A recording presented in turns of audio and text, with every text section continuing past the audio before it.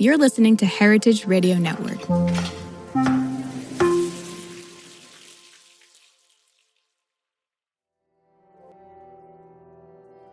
Hey everyone, it's Taylor. I'm back with another episode of From the Pantry. This is episode 3 of Hannah Chouinard's arc, The Cult of Chef, and it's the finale.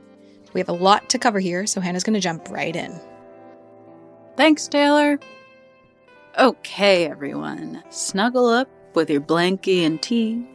Get comfy because it's story time.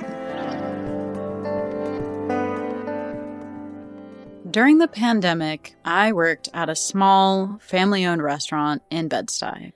It was a really sweet neighborhood spot that had a great reputation. A lot of the staff were personal friends of the owners who, like many of their employees, were fairly recent immigrants to the U.S. It was their first ever restaurant, and for a while, it really felt like a team project. We were all coming up with new ideas for service and new things to put on the menu. Friends would host pop-ups and spin records during dinner. It was a really amazing place to work. But then, about a year after I started working there, the owners came to the staff with a new contract. It included language about how all employees would be redefined as independent contractors and therefore not eligible for overtime pay. There was also language in it saying that if we quit, we wouldn't receive our last week's pay. The handful of workers who had a lot of experience in U.S. restaurants were upset about this obviously unlawful contract. We asked the owners to revise it, but were turned down and pressured to sign, so we started a union drive. When we tried to rally our colleagues to sign on with us, a lot of them told us they were afraid of what the consequences might be. Some believed they would be fired or that the restaurant would become a hostile place to work. Others, who were undocumented, were afraid people would be deported if they tried to fight for their rights. They didn't believe their legal protections against retaliation would be enforced, so the union drive failed. This was disappointing for many reasons, but most of all because the main thing that foiled our attempts to organize was misinformation. Things might have gone differently if employees knew about their rights, or if they'd seen that unionization is possible and leads to a healthier, better working environment. We need to be able to see a path to a better future before we can start walking down it.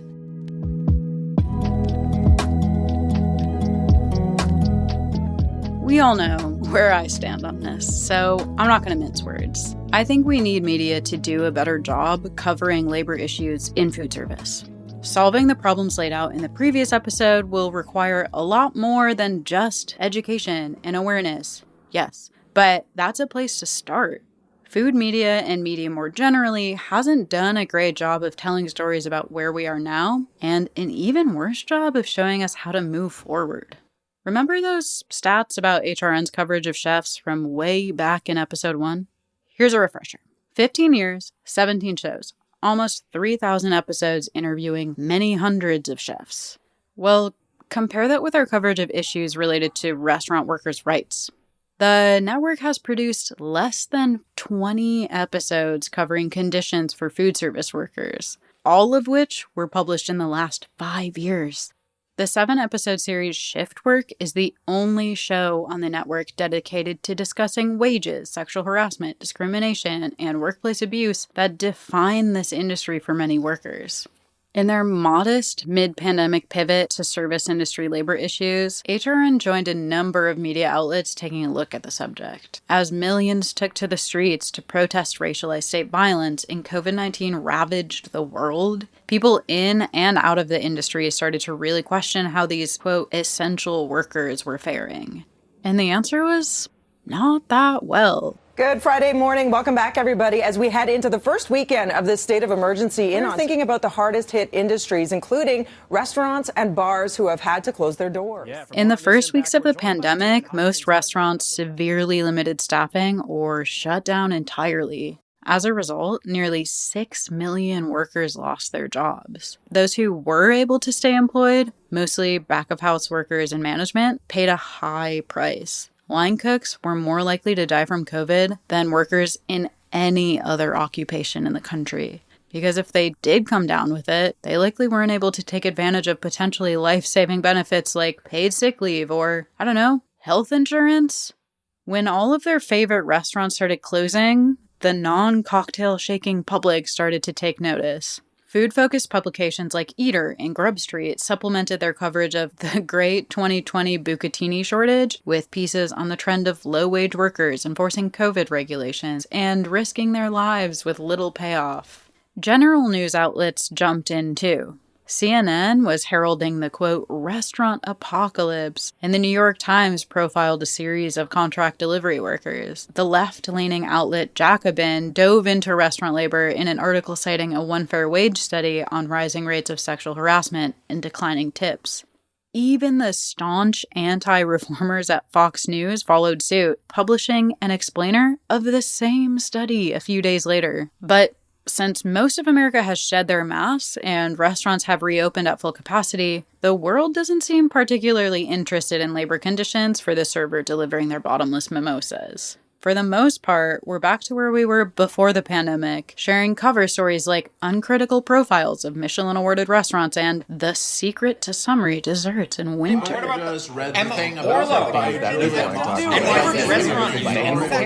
Okay, I hear you.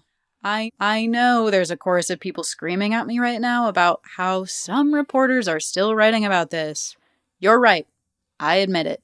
It's true. There are some notable exceptions to this rule, but they are exceptions. Food media's spotlight has mostly turned away from workers and back to, well, food. And while I think it's really harmful in so many ways, I kind of understand. When you're inundated by news about fascism and genocide, it's a lot more appealing to read an article about where to buy cheese tea in New York City than about how racism and misogyny have ruined yet another one of your favorite things. It's really tempting to ignore the challenging and painful parts of the industry and lull yourself into complacency with a list of Valentine's Day tasting menus. In an era where media is driven by profit and clicks, it makes sense for publications to prioritize what they think people want to read. Food media's excessive focus on trends and celebrity chefs over politics is kind of just giving consumers what they're asking for. And the restaurant industry has taken note. I think that this industry, the restaurant industry in particular, I would say, has built this sort of ethos that really doesn't value the people. Like the food gets valued almost, the product gets valued over the people. One person trying to turn us back toward reality is Reem Assil. That was her in a 2021 interview for the HRN series Why Food. The award-winning chef and restaurant owner has made a name for herself as an activist in the Bay Area restaurant scene. We heard from Reem in episode 2 when she spoke about how systems of discrimination are also harmful for chefs. As a chef herself, she can empathize with the struggle. But she's also been a vocal critic of the popular veneration of chefs and their food to the detriment of workers.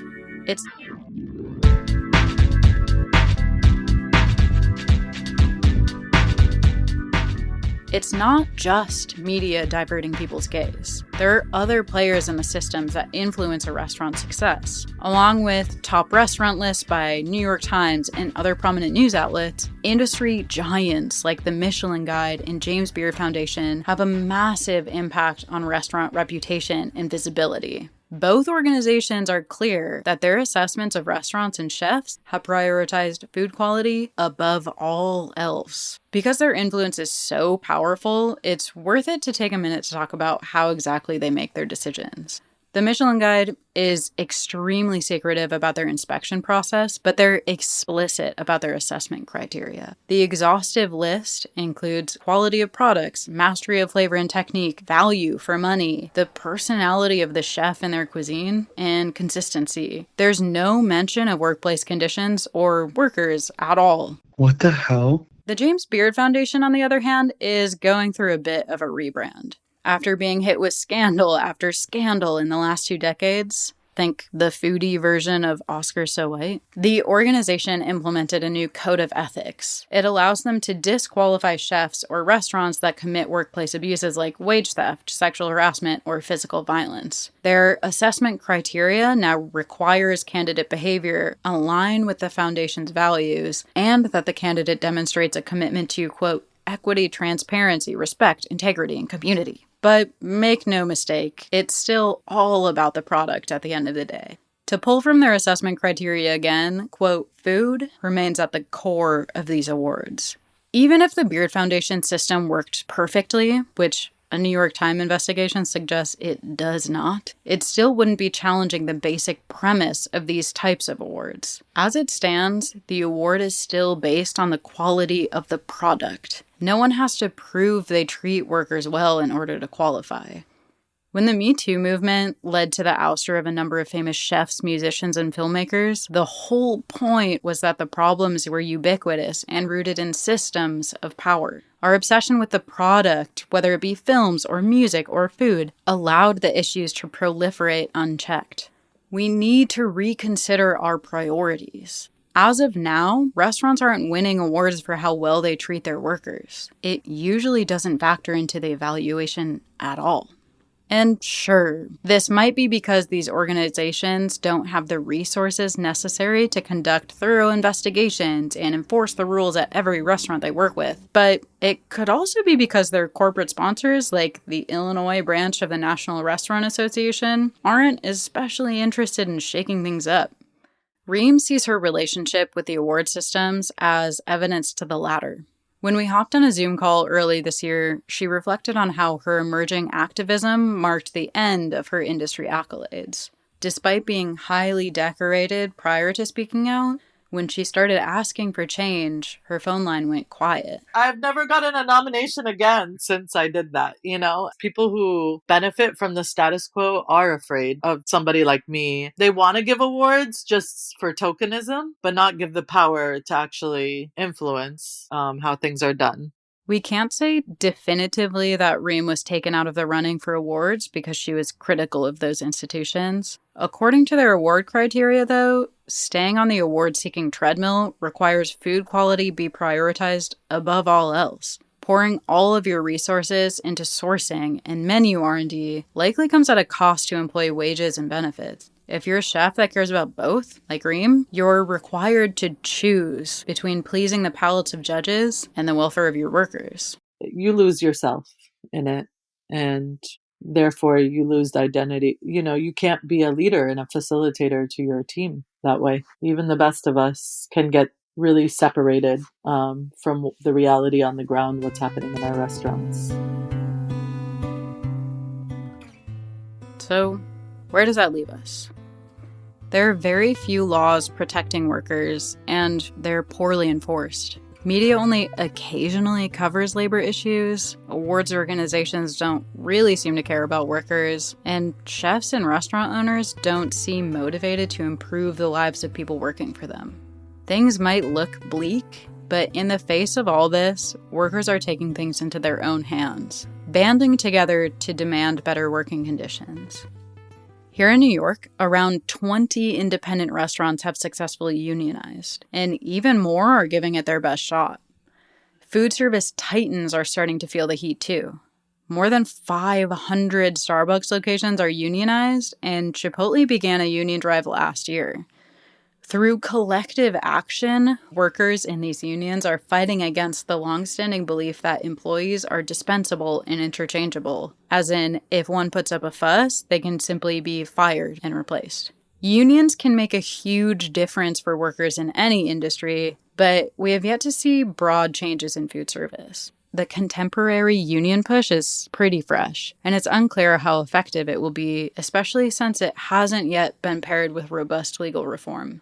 Stephanie Luce is a professor and chair of the Labor Studies Department at the City University of New York. In her research on labor movements, she's found that unions and legal protections don't really work on their own. They need each other to be effective. I would say it's about power. Can workers build enough power to force the employer to pay the higher wages or improve working conditions? The law can help with that. The law can be a tool that helps workers gain more power. Without the support of legislation, even workers with a strong union can be left flailing in the wind. During our interview, Stephanie made a point that I hadn't really considered before. When I think about passing laws protecting restaurant workers, I usually imagine workers fighting against the general public. Like, diners don't really care what workers' labor conditions are as long as the bill doesn't go up. But Stephanie believes that the public actually does want to support workers. They just don't know how. It made me think of a conversation I had with my friend's mom last year. They're from the Boston area, and she wanted to talk to me about a proposal on the Massachusetts state ballot. It turned out that proposal was a one fair wage initiative. If passed, it would require restaurants pay all workers minimum wage. On top of that, tips could be distributed among service staff and kitchen workers, a practice most states prohibit. In my eyes, laws like this are a win for all workers. Everyone gets paid more, and it helps the restaurant staff see themselves as part of the same team. When I told her this, though, she seemed confused. She'd heard almost exactly the opposite, that this would outlaw tipping, that employees would make less money, and that it was widely opposed by industry workers. And that's when I knew we were dealing with the reform movement's arch nemesis. The NRA. Not that one. I'm talking about the other NRA, the National Restaurant Association. So, for those of you not watching, which is everyone, I just had my hand covered over my mouth because the NRA literally gives me the heebie-jeebies. I have briefly heard about the National Restaurant Association because of this very specific mix-up of NRA and NRA when I was working on the build. But I don't know much about them because when I worked in hospitality in earnest in restaurants, it was in Holland. And they don't believe that they belong to the NRA of America. Okay, well, for listeners tuning in from Holland or just uninitiated Americans, the NRA is a food service lobbying group funded by the likes of Coca-Cola, Disney Resorts, Starbucks, and basically any fast food conglomerate you can think of. They claim to serve the industry, but in practice, they've been known to protect the interests of restaurant owners and corporations. They fight against legislation that would raise worker wages and have introduced language for bills to weaken child labor protections. In the age of Citizens United, I guess it's not that surprising that an organization with immense influence on our legal system is largely unknown. But I've been genuinely shocked to learn that even most of my hospitality colleagues have never heard of them. And maybe that's because we rarely ever get to read about them. In the last handful of years, a scant few articles have been written about them by major publications. This network, for instance, has never published a critique of the NRA, but it has published an episode interviewing one of their board members. Hi, Dan. Welcome to the show. Hello. Thanks for having me. Since they're working for the people who benefit most from the status quo, they fight hard against efforts to make the industry better for workers. Aside from litigation and lobbying, one of their tactics is spreading misinformation about the impacts of potentially reformative laws. And because of the huge money backing them, they're really effective. There are a lot of people, like my friend's mom, who want to help workers but don't know how because the loudest voices they hear are coming out of the NRA's megaphone. That initiative in Massachusetts failed to win a majority of the popular vote, so tipped workers there are back to the drawing board. But we actually have seen some movement on the sub-minimum wage front in the last handful of years. One fair wage is now the law in 7 states and on the ballot in more. But even if laws are in place that should guarantee better conditions, those in power don't always follow through unless they think they have to. We acknowledge that fact every year on June 19th. Luce is clear that today, like every other moment in history, we can't rely solely on laws to protect us. You can pass a really good law, but if workers don't know about the law or they're afraid, or if they try and enforce their legal rights, they can still be fired, right? And they have no recourse because the laws are poorly enforced. And so you still need that level of workplace organization of some form, whether it's a union or, just worker solidarity. You still need that kind of power to enforce the laws. Even if the letter of the law protects workers, they still need to be well organized and educated about their rights. Think back to that unnamed restaurant I talked about at the top of this episode. Despite being fully protected by the law, workers there didn't think they had any power and weren't sure the fight was even worth it. They'd never seen examples of workers standing up for themselves and coming out better off on the other side. In an industry like food service, where there's very little inter-workplace organizing, it's really easy to feel hopeless in the face of these huge problems, especially when there's no evidence that we should ever expect anything better. It can be really hard to remember that you have just as much right to a safe and healthy workplace as people in other industries when those same people are talking about how tipping culture has gotten out of control. And it's tough to hold your boss accountable when everything you read online says their presence and power is the most important thing about your workplace. We can't change our circumstances without any hope that it's achievable. And we can't build that hope alone. They need help from, you know where I'm going with this, the media. A lot of people are cynical that, things suck. It's hard for workers. I don't think it can change. That's where I think our challenge really is. I think the missing link where we could go farther is not just people telling their stories, but seeing a hopeful path for change. There's this social scientist named Carl Boggs who coined the concept of prefigurative politics. Without getting too much into the weeds, he argued that political change doesn't just happen organically. It is made by active and explicit world-building practices. This is happening in food service right now, but we never get to hear about it. There are countless people working toward a better future for the industry. This podcast covered One Fair Wage and Rock United, but there are dozens of others. There's Chad in Chicago and FIG here in New York. There's the Restaurant Workers Community Foundation and Los Deliveries Unidos. Worker-owned cooperatives and restaurant unions are popping up all over the country. These organizations are dedicated to raising awareness of labor issues in the industry, holding workplaces accountable, educating workers about their rights, and proving that restaurants can be successful outside the paradigms we've long considered essential to their operations. They are actively building a new food service world. Thanks to the work of those reformers and revolutionaries, we're starting to see movement. It gives me hope that similar things are in the works for other industries and communities as well, because as much as we've talked about food service, these issues are not unique to this industry. Even against great odds, with the systems against us, someone is always trying to find a way to make things better. We desperately need our media to reflect that. We need more journalists talking about the problems and showing that they're examples of organizations fighting for and achieving real change. Visibility is critical to the success of projects trying to transform food service to work better for everyone. Now more than ever, we need to remember that.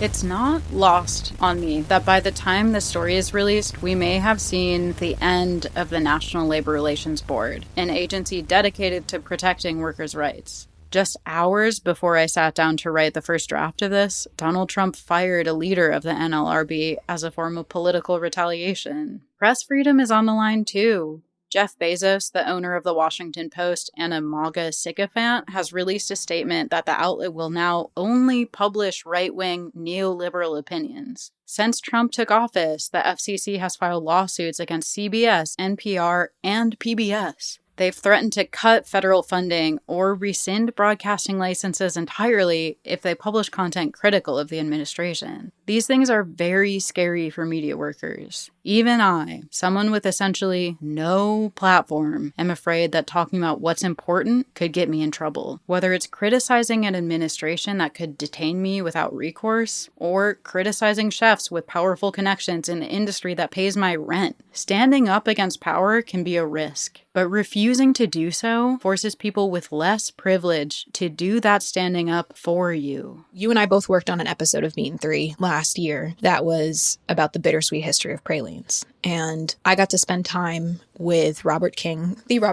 Black Panther, member of the Anglo-3, said that if that's what it took for him to be able to hear and understand the message of the Panthers, which is also the message of Malcolm X, which is also the message of all of the freedom fighters, if it took him all of that time in solitary confinement in order to understand that message and really be able to figure out how he steps into it, then it was worth it.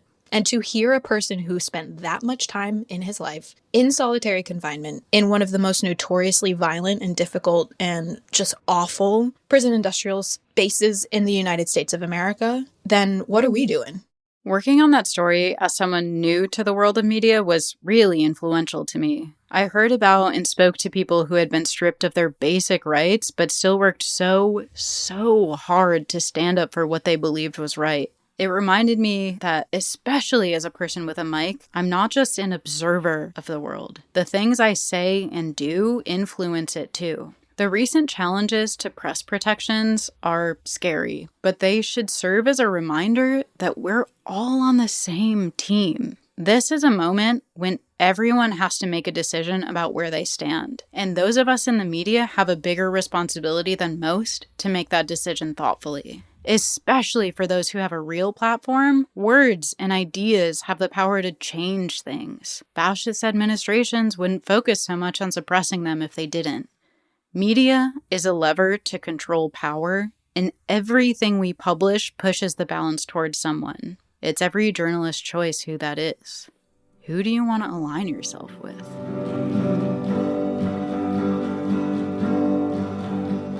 We've covered a lot of ground in the last 3 episodes, but I want to leave it on an optimistic note. Stephanie Luce is someone who's dedicated her life to studying labor movements, their struggles and successes. So I trust her when she says she feels good about the future for food service workers. You know, the interest in organizing in food service is really exciting spot in the labor movement in the last, few years or decade. I think it provides a lot of inspiration of people saying, we aren't willing to accept this as the model that can't be changed. There's got to be an alternative. And it's a model that is exploitive of workers. It's exploitive of the environment. It's just an unsustainable work environment in so many ways. And the fact that young people in particular are willing to say we won't do it anymore is really encouraging. Even if it means they're going to face some losses, they're fighting a really uphill battle. But I'm convinced that other models are possible. And if anyone can do it, it's young people who have creative minds and dream big. Looking toward the people working for change has made me feel hopeful for the first time in a long time. The industry I've called home for more than a decade has a lot of really tough issues, but I really believe that if we work together, media, lawmakers, workers, and the public, we can make it better. Other models are possible. We just have to be creative enough to dream of them and committed enough to fight for them together.